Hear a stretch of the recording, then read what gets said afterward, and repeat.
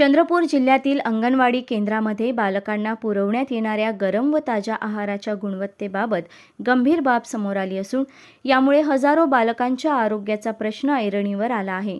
गोंडपिंपरी आणि पोंभुर्णा तालुक्यातील एकात्मिक बाल विकास सेवा योजनेअंतर्गत अंगणवाडी केंद्रांना पुरवण्यात येणाऱ्या आहाराची प्रयोगशाळेमार्फत तपासणी करण्यात आली असता काही खाद्यपदार्थ निर्धारित मापदंडानुसार नसल्याचं तर काही पदार्थ सेवनासाठी असुरक्षित असल्याचं तपासणी अहवालात नमूद करण्यात आलं आहे।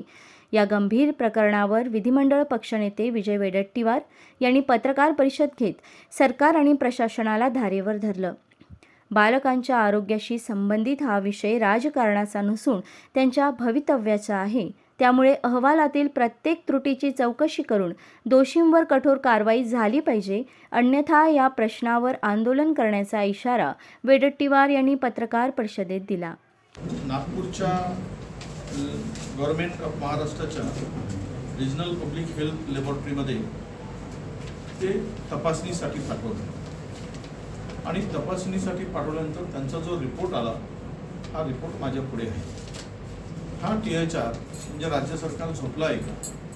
टक्केवारीमध्ये इतकं मशगूल झालं आहे की पोरांच्या भविष्यासाठी बरोबर राज्यामध्ये ठेकेदाराचा पोट भरण्यासाठी हे सगळे धंदे मोठ्या प्रमाणात सुरू आहे आणि टक्केवारीमध्ये इतकं मशगूल आहे की पोरं जगली काय मेली काय याच्याशी काही देणं घेणं नाही, अशा प्रकारचा हा निगेटिव्ह रिपोर्ट आहे। या रिपोर्टमध्ये पूर्णतः जे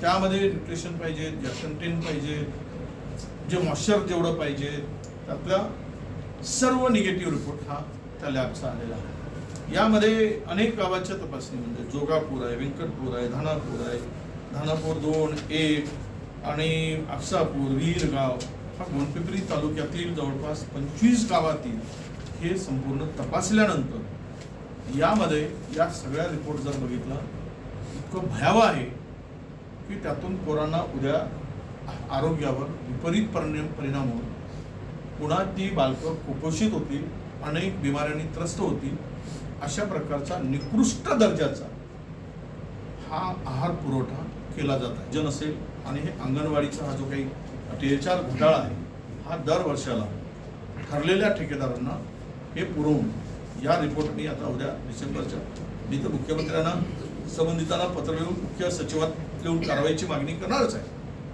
पण हा विषय डिसेंबरच्या अधिवेशनात सुद्धा येईल। हे पाहिल्यानंतर कोण्याही पोरांनी त्या अंगणवाडीमध्ये पोरांना पाठवावं की नाही, गरोदर मातेने ते खावं की नाही, इतका गंभीर स्वरूपाचा प्रश्न आहे। या संदर्भात